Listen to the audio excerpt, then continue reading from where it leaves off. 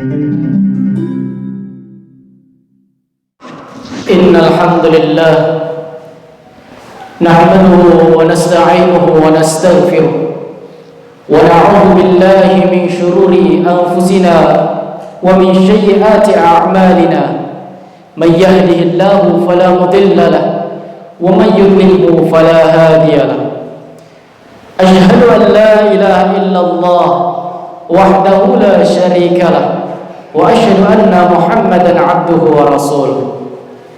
Allahumma salli ala Muhammad wa ala ali Muhammad kama sallaita ala Ibrahim wa ala ali Ibrahim innaka Hamidum Majid wa barik ala Muhammad wa ala ali Muhammad kama barakta ala Ibrahim wa ala ali Ibrahim innaka Hamidum Majid. Fa ya ayyuhan nas ittaqullah haqqa tuqatih wa la tamutunna illa wa antum muslimun. Ya ayyuhalladzina amanu ittaqullaha wa qulu qawlan sadida yuslih lakum a'malakum wa yaghfir lakum dhunubakum wa man yuti'illaha wa rasulahu faqad faza fawzan 'azima. Amma ba'd. Ma'asyiral muslimin sidang jemaah Jumat rahimakumullah. Alhamdulillah, di tempat yang mulia ini, di hari yang mulia ini, kita dapat melaksanakan salah satu kewajiban kita sebagai seorang muslim, yakni salat Jumat secara berjamaah. Maka sepantasnya kita sebagai insan yang beriman, insan yang bertakwa kepada Allah Subhanahu wa taala, selalu mengucapkan kata alhamdulillah di setiap harinya. Salawat serta salam tanpa mula kita haturkan kepada Nabi Allah Muhammad sallallahu alaihi wasallam. Semoga syafaat beliau sampai kepada keluarganya, sahabat-sahabatnya, dan insyaallah percikan rahmatnya sampai kepada kita sekalian, umat-umat yang masih istiqomah menjalankan sunnah-sunnah beliau. Hadirin sidang jemaah Jumat rahimakumullah. Tanpa pula khatib mewasiatkan di setiap mimbar-mimbar Jumat bahwasanya khatib mengajak kepada seluruh jamaah untuk meningkatkan kualitas ketakwaan kita kepada Allah Subhanahu wa taala. Takwa dalam arti kita melaksanakan segala perintah-perintah Allah dan berusaha untuk menjauhi segala apa yang dilarang oleh Allah Subhanahu wa taala.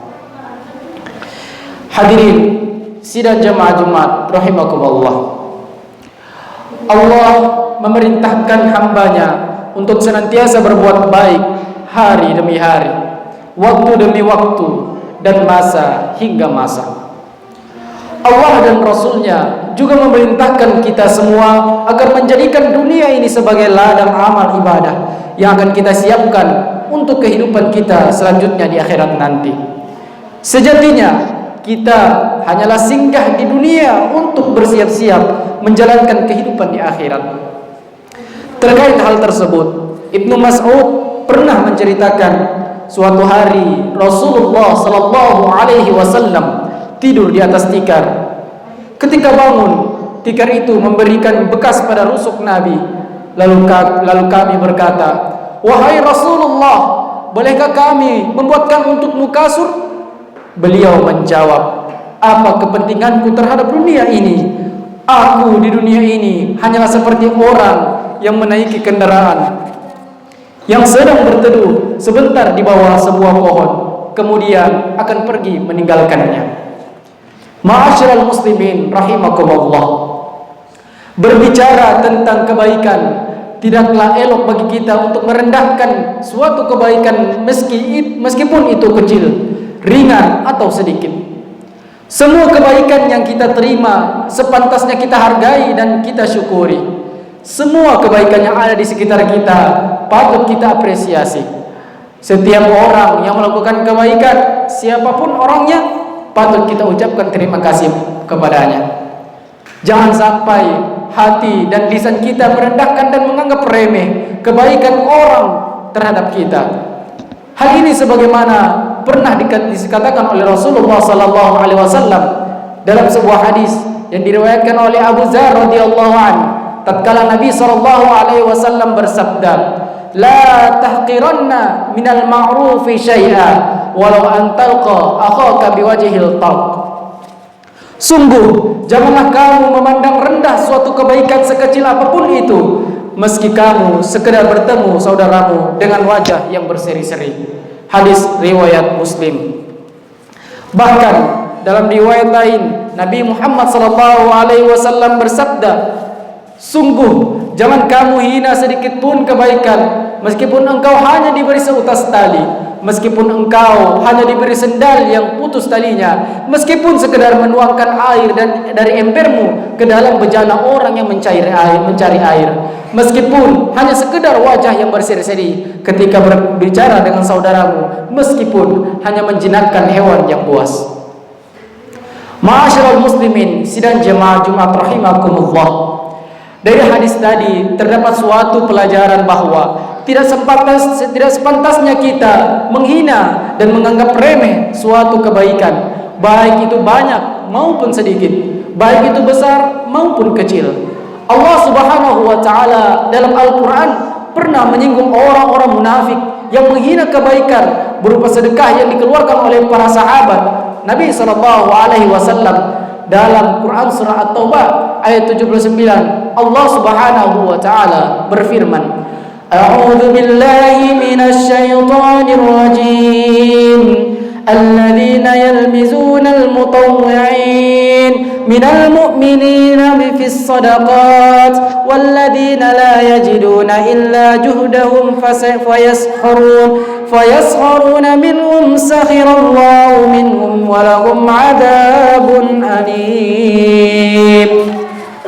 Orang-orang munafik itu adalah orang-orang yang mencela orang-orang mukmin yang memberi sedekah dan dengan sukarela, dan mencela orang-orang yang tidak memperoleh sesuatu untuk disedekahkan selain sekadar kesanggupannya. Maka orang-orang munafik itu menghina mereka, dan Allah akan membalas penghinaan mereka itu, dan untuk mereka azab yang sangat pedih. Quran surah At-Taubah ayat 79. Terkait ayat tersebut, Syekh Wahbah Az-Zuhaili menyebutkan sebab diturunkannya ayat ini dalam karyanya Al-Tafsir Al-Munir, yaitu tatkala Rasulullah SAW berkhutbah di hadapan para sahabat dan menganjurkan mereka untuk bersedekah. Para sahabat pun berbondong-bondong untuk bersedekah. Abdurrahman ibnu Auf datang bersedekah pada Rasulullah sebanyak 4.000 dirham. Abdurrahman berkata, "Aku memiliki 8.000 dirham, 4.000 aku simpan untuk keperluanku dan keluargaku, sedangkan 4.000 lagi aku infakkan di jalan Allah." Rasul menjawab, "Semoga Allah memberkahi harta yang engkau sedekahkan dan harta yang engkau simpan." Allah pun mengabulkan doa Rasulullah SAW tadi. Harta yang disimpan oleh istrinya Abdurrahman ibnu Auf makin bertambah jumlahnya hingga 80.000 dirham. Selanjutnya datang Umar untuk bersedekah sebagaimana Abdurrahman ibnu Auf. Selanjutnya datang pula Asim ibnu Adil Al-Ansari bersedekah 70 wasak kurma. Utsman pun datang dengan sedekah yang begitu besar. Namun di sisi lain Abu Aqil datang untuk bersedekah hanya dengan 1 sah kurma. Abu Aqil berkata, kemarin malam aku bekerja kepada seseorang untuk mengairi kebun kurmanya. Dari situ aku mendapatkan 2 sah kurma. 1 sah aku berikan kepada keluargaku, dan 1 sahnya lagi aku infakkan di jalan Allah.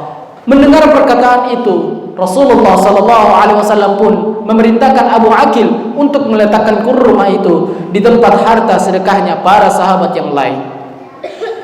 Melihat fenomena ini, orang-orang munafik pun menanggapi kejadian itu dengan celaan. Mereka berkata, mereka orang-orang yang bersedekah itu tidaklah datang kepada Rasulullah, melainkan hanya ingin melihat dan didengar saja kebaikannya. Sedangkan Abu Aqil, dia bersedekah hanya supaya namanya disebut di tengah-tengah orang besar, padahal Allah tidak butuh sedekah darinya. Ujar orang-orang munafik itu dengan nada yang menghina. Dengan adanya sikap dari orang-orang munafik itulah akhirnya Allah Subhanahu wa taala menurunkan ayat ini sekaligus membantah dugaan serta pernyataan-pernyataan yang keluar dari lisan-lisan orang-orang munafik itu. Salah seorang ahli tafsir menyebutkan tentang efek dari sikap orang-orang munafik itu dalam tafsiran ayat ini. Beliau menyebutkan orang-orang munafik hanya bisa mencela orang-orang mukmin yang memberi sedekah dengan ikhlas, dan bahkan mereka juga mencela orang-orang yang tidak memiliki sesuatu untuk disedekahkan selain sekedar apa yang mereka miliki. Maka Allah pun akan membalas penghinaan mereka itu dan akan memberikan mereka azab yang sangat pedih di akhirat kelak. Ma'asyiral muslimin sidang jemaah Jumat rahimakumullah, sungguh kita berlindung kepada Allah dari sifat sombong, iri dan dengki atas kebaikan-kebaikan yang telah dikerjakan orang-orang di sekeliling kita. Sebagai orang muslim yang bijak, sudah sepatutnya kita menjadi termotivasi dan mendukung semua kebaikan yang ada di sekitar kita. Sebab setiap amalan baik sekecil apapun akan dihisap oleh Allah Subhanahu wa taala. Begitupun amalan buruk. Allah Subhanahu wa taala berfirman dalam Quran surah Al-Zalzalah ayat 7 sampai 8. A'udzu billahi minasy syaithanir rajim. Faman ya'mal mithqala dzarratin khairan yarah wa man ya'mal mithqala dzarratin syarran yarah. Siapapun yang mengerjakan kebaikan sebesar zarrah, niscaya dia akan mendapatkan balasannya. Dan siapapun yang mengerjakan keburukan sebesar zarrah pun, niscaya dia akan mendapatkan balasannya pula. Quran surah Al-Zalzalah ayat 7 sampai 8. Berkaitan dengan ayat ini, Imam Muslim meriwayatkannya melalui hadis Zaid ibnu Aslam dengan sanad yang sama. Suatu ketika pamannya Farzak, ia datang menghadap kepada Nabi SAW untuk bertanya kepada tentang balasan kebaikan. Maka beliau membacakan kepadanya firman Allah Subhanahu wa taala, Quran surah Al-Zalzalah ayat 7 sampai 8, bahwa setiap kebaikan maupun keburukan sekecil apapun itu, maka Allah akan membalasnya. Lalu ia pun berkata, sudah cukup bagiku ayat ini, aku tidak peduli bila tidak mendengarkan yang lainnya. Ayyuhal mu'minun, semoga kita semua menjadi seorang hamba yang mampu berbuat baik kepada siapapun, baik dari perilaku kita, ucapan maupun lisan kita. Terlebih lagi mampu mengarahkan hati kita kepada segala bentuk kebaikan, sehingga kita mampu untuk mengapresiasi suatu kebaikan apapun bentuknya, baik besar maupun kecil.